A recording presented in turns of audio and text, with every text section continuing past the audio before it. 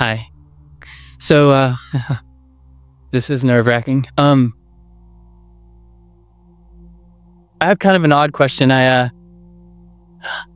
sort of an anxious guy, and my mind races like constantly, and it's just thought after thought after thought after thought, right? And Thoughts so, are good. Anxious thoughts are outside the vortex thoughts.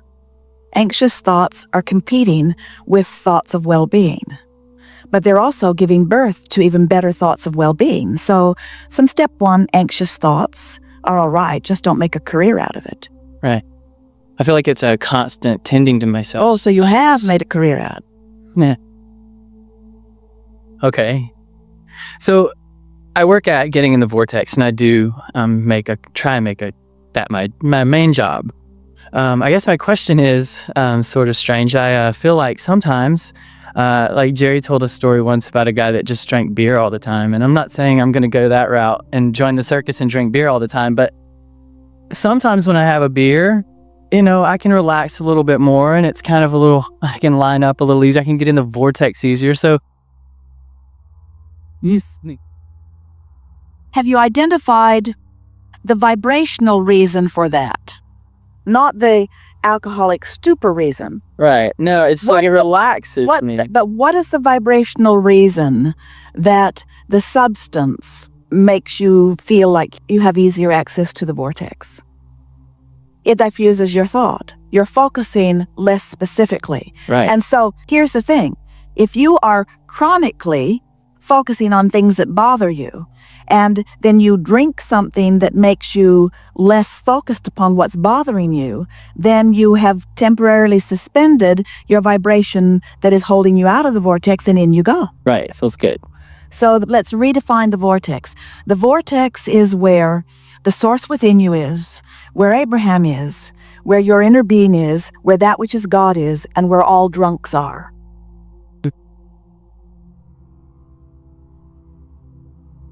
Well, that's not quite true, is it?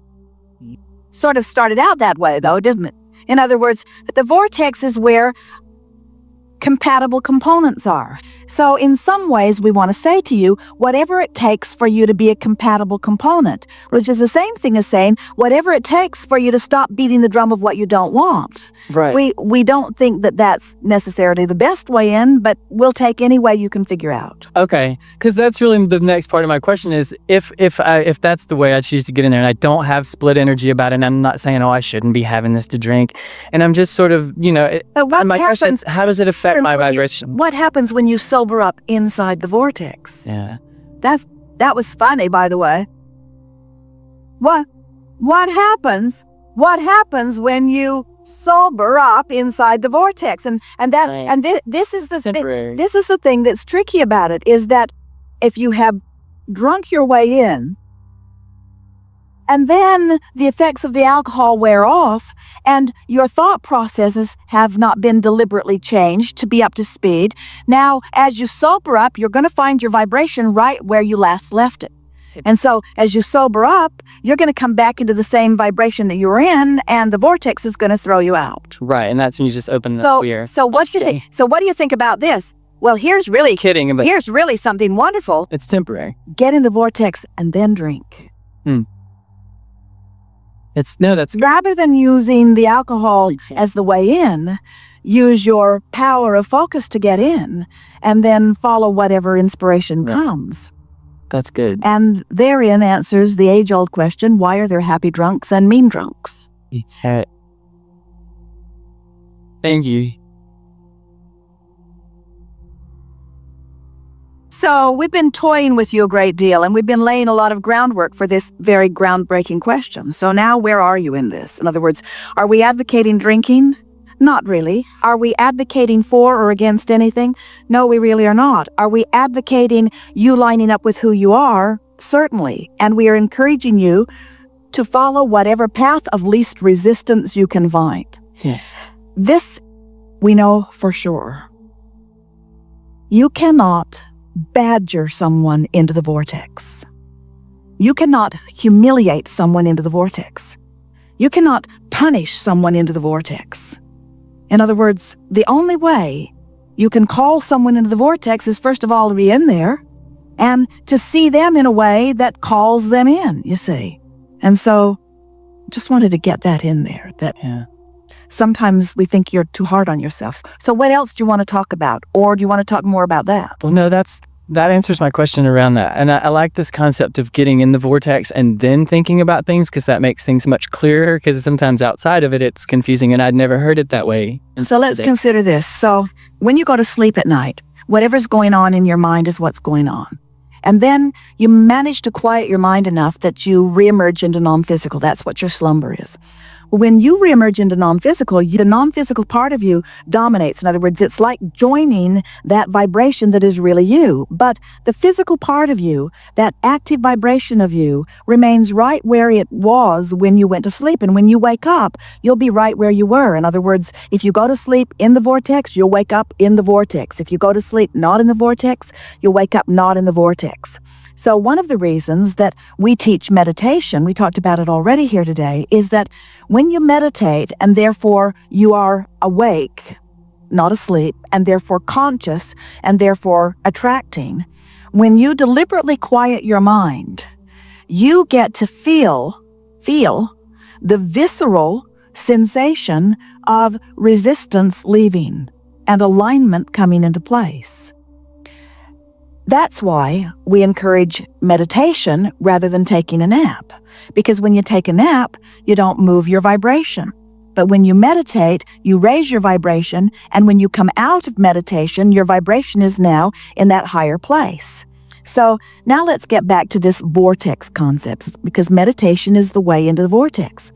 So however you got in there, now the next thing is to be consciously aware that you are in there. That is really a component to this seminar that we have not really discussed fully enough. We want you to realize that when you get in there, no matter how you got in there, milk it. Try to stay in there longer. Esther has been taking a deck of Money and the Law of Attraction cards because she likes the artwork so much. And when she knows she's in the vortex, she will milk it with everything she's got. Look through a deck of cards, look through a photo album of people that she loves. In other words, take a walk down memory lane. Sometimes they'll just stumble, or so it seems. There's never any stumbling because law of attraction is always accurate. But it feels like they've stumbled into a particularly appreciative moment. And the two of them will stop and just dissect what it is about this moment that makes this moment feel so good. Why is this room so appealing, Esther will say. Well, in this room, it's easy to identify. Look at these chandeliers. This is really an exceptionally beautiful meeting room. So, and as she walked in, she looked at them. She could not stop looking at them. In other words, they don't rattle when the air conditioning comes on. They're silent and yet beautiful. They give off enough light that everyone in the room can see everyone in the room. Enough light that the camera can pick up the images that it wants to comfortably. What is it about this room?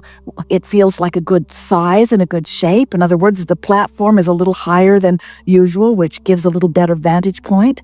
The temperature in this room has remained right where they have asked them to hold it at 70 degrees because they find that to be most comfortable for most people. In other words, this is the reason that I like this room so much. This is the reason. These are the reasons. And as you focus with an eye to understanding why this feels so good, why does this feel so good?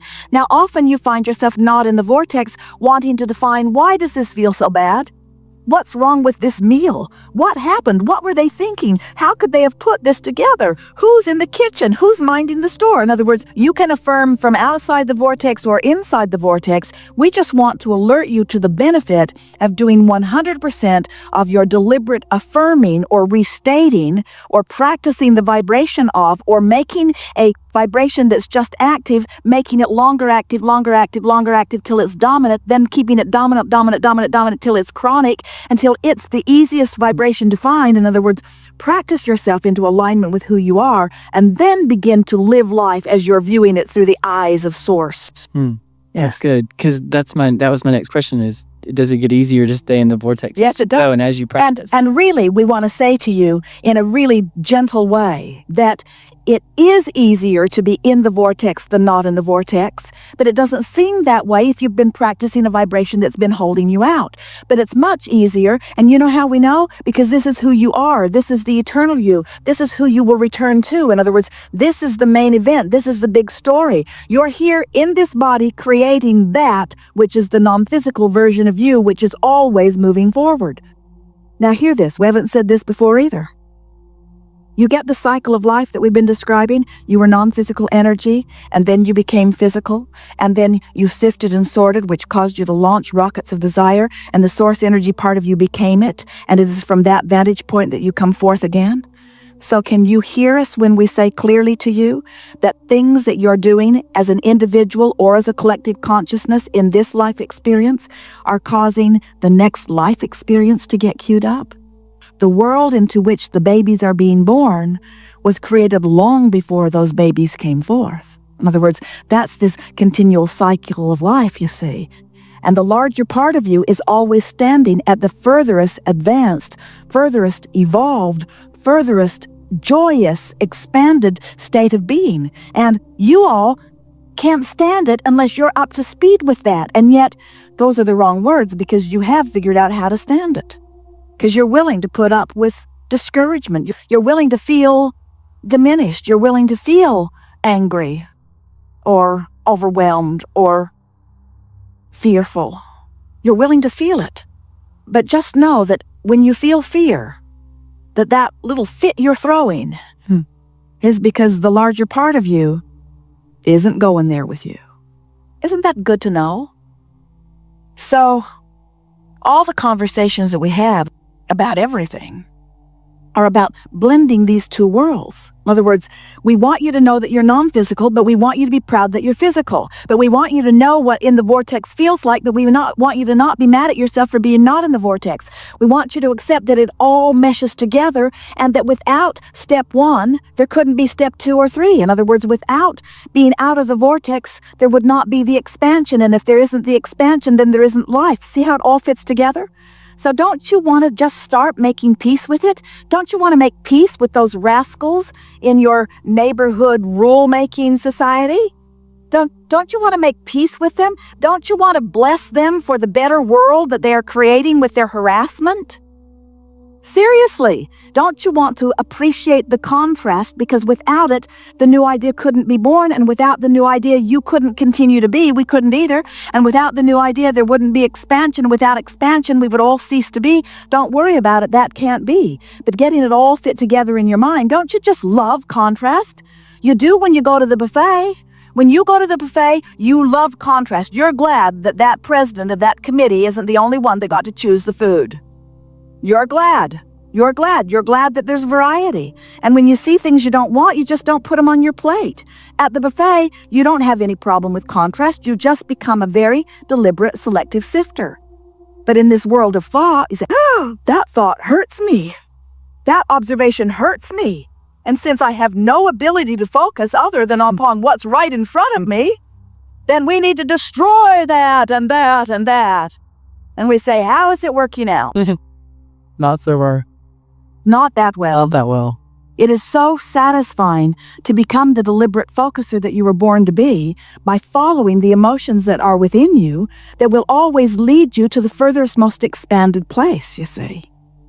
It's interesting. Human seems to think that as he walks with each other, that in his disapproval of so many things, he will be left with a piece of something that he can approve of, as if I could push hard enough against unwanted things, I could obliterate them, and then in all of the absence of all of the unwanted things, there would be wanted. And we say, it could not be more opposite.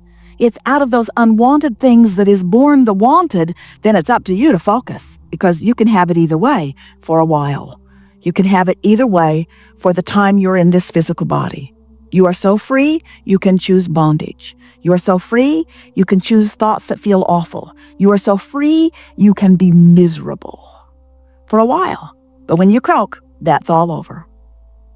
So if you're enjoying, and you're not, the misery that you've found, then make hay while the sun shines, because when you croak, it's all over. Thank you. That's awesome.